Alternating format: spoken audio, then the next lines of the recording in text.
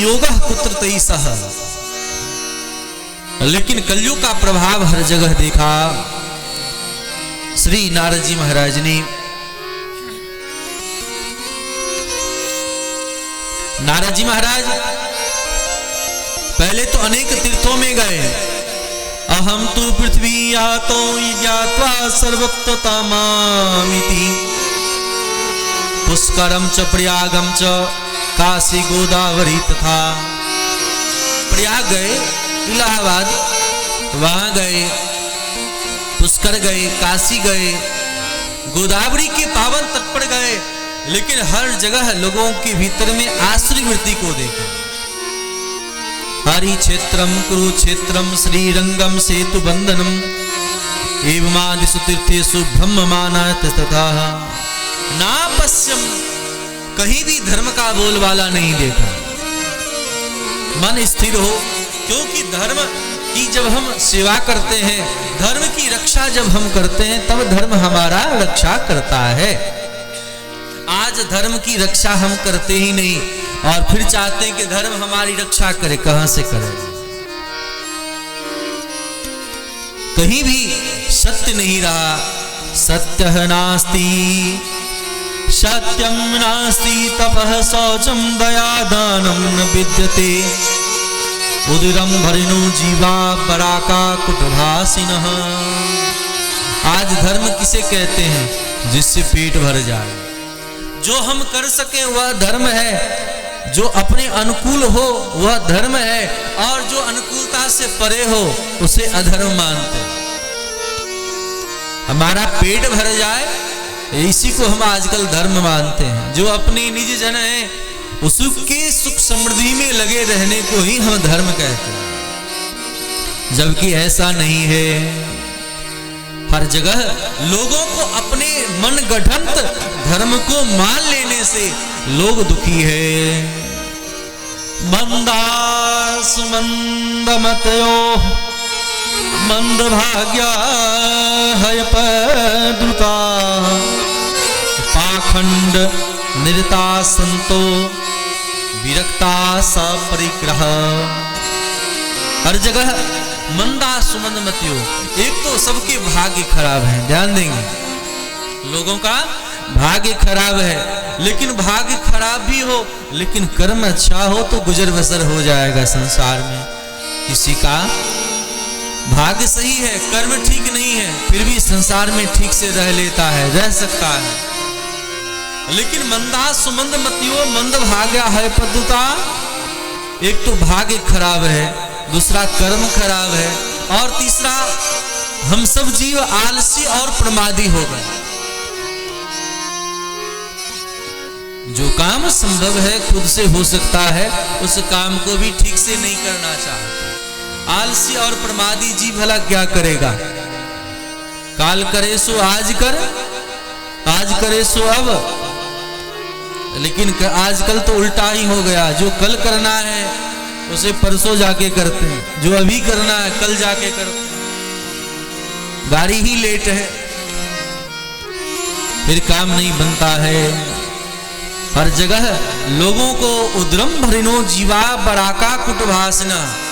कथा सत्संग सुनने में आलसीपना लोगों को देखा जाता है, लेकिन किसी की निंदा शिकायत हो तो देखो कान लगा करके सुनते हैं कि नहीं,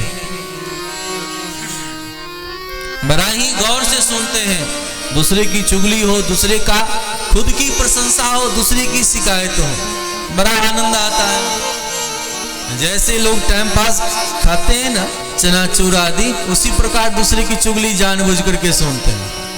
स्वाद ले ले करके लोग आनंदित होते हैं, और जब स्वाद ले ले करके दूसरे की निंदा शिकायत सुनेंगे तो अंतःकरण दूषित हो जाएगा, पाप भीतर बैठने लगता है। जैसे धन बढ़ता है साधन करने से, वैसे पाप का भी विस्तार होता है। इतना पाप की गूढ़ गति है, धर्म की गति है।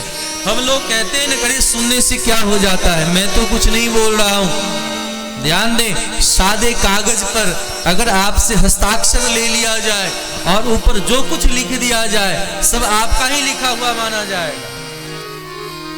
उसी प्रकार किसी की निंदा शिकायत चुगली हो रही हो और आप हाँ हूं कुछ भी बोलते हैं, या आपकी सहमति भी वही हस्ताक्षर के जैसे।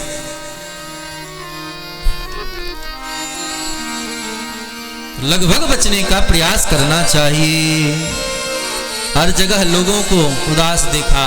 पाखंड निरता संतो विरक्त सब परिग्रह। हर जगह पाखंड का आवरण हो गया। लोग कहते हैं पाखंडी, बड़े बड़े साधक लोग भी पाखंड में आसक्त दिखाई पड़ने लगे। जिसे लोग त्यागी कहते वही संग्रह परिग्रह में लग गए। संत मुनि महात्मा भी भंडारण करने में लग गए, बड़े बड़े मठ मंदिर को बनाने में लग गए। भगवान का भक्ति छोड़ करके साधन अल्प होते चला गया और इस प्रकार का अधर्म बढ़ते चला गया। पाखंड निरता संतो विरक्ता सब परिग्रह। सब लोग संग्रह परिग्रह में ही लगे रह गए। जितना से पेट भर जाए उतना ही संग्रह करना चाहिए, लेकिन हम जीव ऐसा ना करके हम लोग क्या करते हैं, जितना भर जाए, जितना जमा हो जाए। इसलिए भागवत के 24 गुरुओं की चर्चा करते हुए आगे बताया गया है कि जैसे आपने मधुमक्खी को देखा होगा कैसे कैसे करके मधु जमा करता है, और एक दिन मधुकर आता है और समस्त मधुमक्खियों को मार करके मधु निचोड़ के ले जाता है। उसी प्रकार भगवान की भक्ति छोड़ करके संसार के संपत्ति को जब हम जमा करते हैं तो एक एक करके पैसा लोग जमा करता है। एक दिन ऐसा ही कोई लुटेरा आता है और सब कुछ लूट करके चला जाता है। इसीलिए तरुणी प्रभुता के हैं शाल को बुद्धिदायक। पहले माता पिता परिजन से सलाह लिया करते थे, लेकिन आजकल घर में स्त्रियों का बोलबाला हो गया। पहले पुरुष लोग जो कहते तो वो होता था, अब तो घर की मालकिन स्त्री बन बैठी कि नहीं, वही जो कहे वही काम होगा। तरुणी प्रभुता गेहे शाल को बुद्धिदायक। और बुद्धि देने में सबसे अधिक चतुर होशियार दुनिया भर की विधाता साले साहब हो गए। भागवत महात्म्य में लिखा है शाल को बुद्धिदायक। साले साहब सलाहकार बन गए। और कलयुग में क्या देखा गृहस्थियों में, तो कन्या विकृण्यो लोभाद दंपति नाम च कलकनम। कन्या बेची जाने लगी। आज धन संपत्ति दे दे करके बेची तो रहे हैं, खरीद बिक्री होने लगा। धन संपत्ति के लोभ में पति पत्नियों में दिन रात लड़ाई झगड़ा होने लगे। दंपति नाम च कलकनम, जो नहीं होना चाहिए। आश्रमा यवनी रुद्धा तीर्थानी सरितस्तथा। जितने भी तीर्थ हैं, जितने भी धाम हैं, वहां बड़े बड़े आतंकवादियों ने अपना आश्रय ग्रहण कर रखा है इन स्थलों को बदनाम करने के लिए। किसी भी तीर्थ में जाएं, वहां के पंडित पुजारी सब आप विचार करेंगे, आज जहां कहीं भी देखने और सुनने को मिल रहा है वहां देखेंगे कि संतों के कारण ऐसा नहीं है। अरे आदि में भी, मूल में भी तो रावण साधु का वेश बना करके आया था कि नहीं आया था?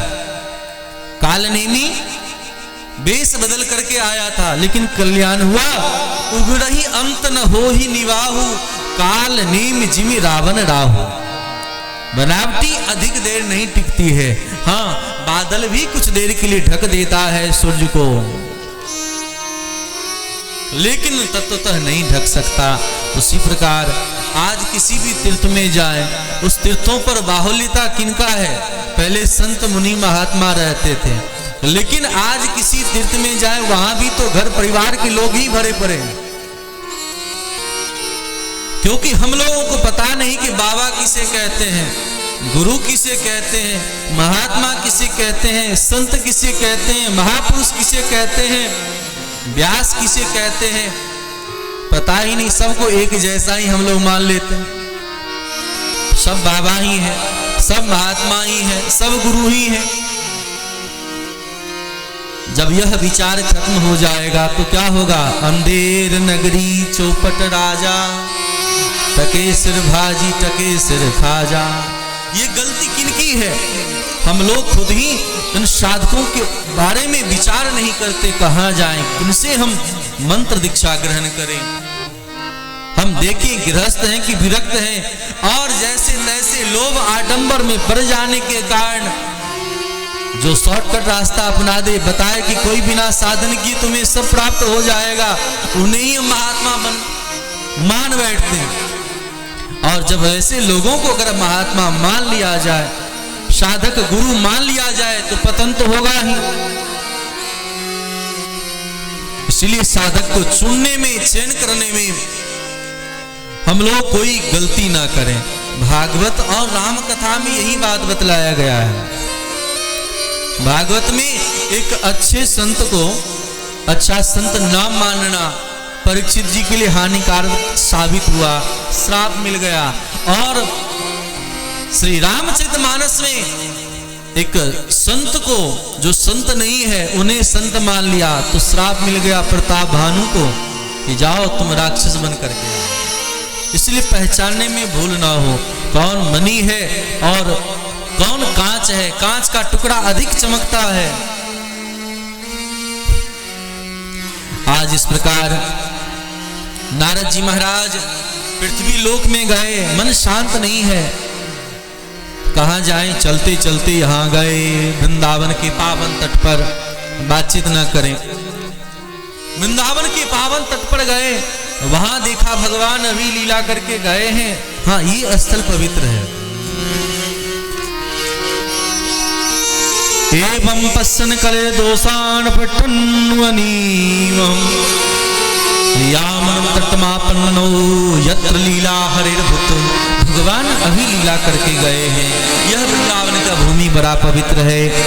लौट रहे थे वहां से, इतने में एक आश्चर्य देखा है कि एक स्त्री बड़ी सुंदरी है, विराजमान है, आंख से आंसू टपक रहा है, और सामने दो बालक लेटा हुआ है, वृद्ध जैसा लेटा हुआ है। चारों तरफ से स्त्रियां सब घेर करके बैठी हैं।